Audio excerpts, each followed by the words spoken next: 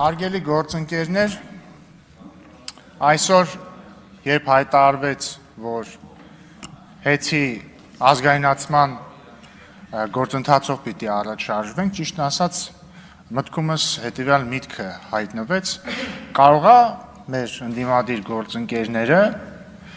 օրինակ ասեն, որ հեծը ազգային արժեք է եւ թուրք-ադրբեջանական տանդեմի դրդմամբ է իշխանությունը պատրաստվում պղծել այս ազգային արժեքը, բայց մտքումս դա որպես աբսուրդ էր հնչում, բայց երբ որ դա մտածեցի, դրանից 3 րոպե հետո մոտավորապես կարդացի Հայաստանի ժուրնալիստների միության նախագահ, իդեպ ժուրնալիստների միությունը եւս մեկ սրբություն է, նախագահ Սաթիկ Սերյանյանի մի գրառում գրել է ինչ վերաբերում է հեծին, տարիներ շարունակ այդ կենտրոնները, այդ թվում եւ թուրքական եւ արևմտյան կոնկրետ աշխատում են դրա դեմ, այն պահից, երբ այն ձեռք բերեց Սամվել Կարապետյանը հայ գործարարը։ Ուստեղ պարոն Մինասյան, որ դուք ասում եք մենք պետք է միավորվենք ազգային արժեքների շուրջ, ախր խնդիրը հետեւյալն է, մեր համար ազգային արժեքները իրական են, դա մեր պետականությունն է, մեր լեզուն է, մեր ազգային առանձնահատկություններն են, մեր ազգային շահերն են եւ այսպես շարունակ։ Ձեր համար, ձեր նկատում անձամբ ձեր քաղաքական հոսանքի համար ազգային արժեքը ձեր թիմակիցների գողոնն է, ձեր թիմակիցների զավթած կառույցներն են ու ամեն ինչ որ դուք անում եք, անունը դնում եք ազգային արժեք ու մի հատ մարդ հարց է բացացնում, լավ, այս կառույցում ամեն ինչ նորմալ, ասում եք, բան, ձեռքները հեռու մեր սրբություններից։ Ո՞րն է ազգային արժեք, հարցնում եմ, հիմա եթե հայ առաքելական եկեղեցին անառարկելիորեն ազգային արժեք է։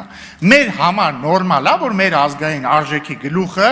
ըստ այդ ազգային արժեքի կանոնադրությամբ պիտի լինի կուսակրոն, բայց ինքը կուսակրոն չի։ Սա նորմալ է։ Այսինքն ինչի շուրջ պետք է մենք միավորվենք, որ ազգային նիվարկյան, կեղծիքը հայկական ազգային արժեք, հա? Ոչ, կեղծիքը հայկական ազգային արժեք չի։ Մենք չենք կարող միավորվել կեղծիքի շուրջ։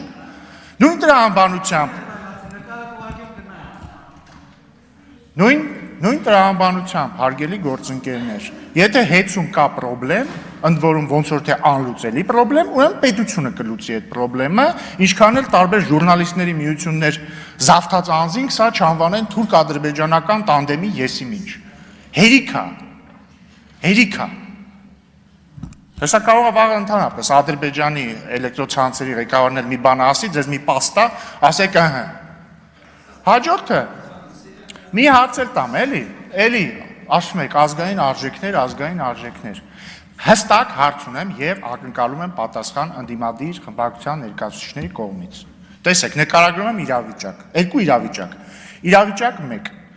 Հայ առաքելական եկեղեցու սրբազաններից մեկը, Վազգեն սրբազանը, մոտ 1 ամիս թե 2 ամիս առաջ հայտարարություն է անում։ Բացարձակ կարևոր չի հայտարարության բովանդակությունը։ Ինչ որ հայտարարություն է անում։ Դրանից հետո մայրաթորը պաշտոնապես հայտարարությամբ է հանդես գալիս եւ ասում է, որ Վազգեն սրբազանի ասածները մենք չենք կիսում, դա իր ասածն է, դա մեր պաշտոնական դիրքորոշումը չի։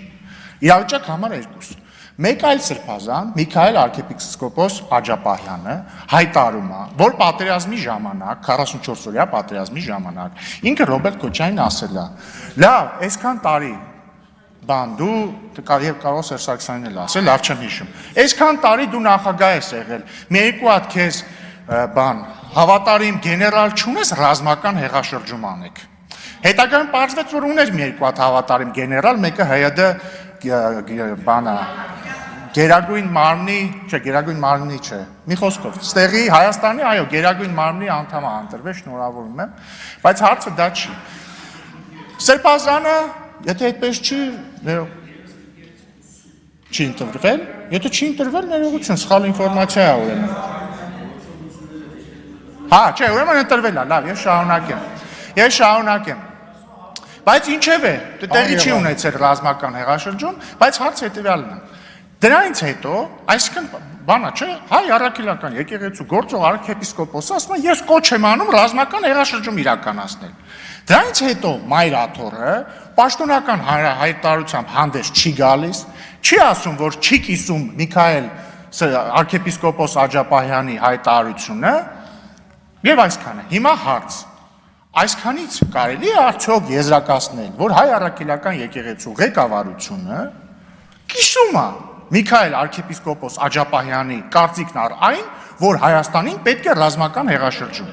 Եվ եթե այդպես է, խնդրում եմ, սիրելի պարոն Մինասյան, ձեր ելույթն ավարտեցիք նրանով, որ հայկական պետականությունն է ձեր արժեքը։ Այդ արժե համակարգի տեսանկյունից խնդրում եմ ասել, սա նորմալ է, թե նորմալ չի։ Սա նորմալ է, թե նորմալ չի։ Ստեղ կարող է այլ հարց առաջանա։ Բա լավ ժողովուրդ ջան, ձեր մոտ չի առաջանա, էլի, այլ քաղաքացիների մոտ կարող է հարց առաջանա։ Բա լավ ժողովուրդ ջան, ինչ եք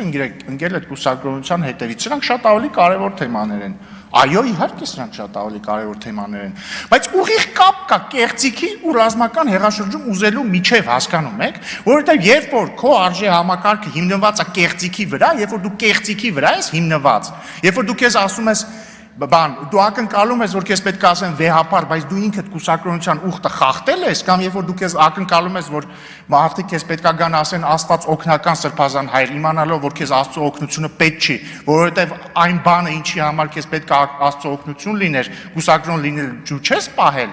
դու սկսում ես հակվել տարատեսակ բաների, օրինակ ռազմական հեղաշրջումներ ուզելու, սկսում ես հակվել նրան, որ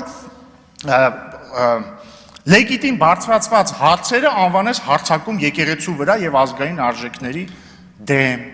Սկսում ես հակվել նրան, որ ինչ-որ այլ երկրներից ինչ-որ օլիգարխներ պետքա գան ու որոշեն իրանց ձևերով ինչ-որ հարցեր լուծեն։ Ու սա շարունակ։ Էսա պրոբլեմը։ Ես քավլիցի, ես կողմ եմ, եկեք միավորվենք ազգային արժեքների շուրջ։ Իմ իմացած ազգային արժեքները հետևյալն են։ Հայաստանի Հանրապետությունը սրբություն է,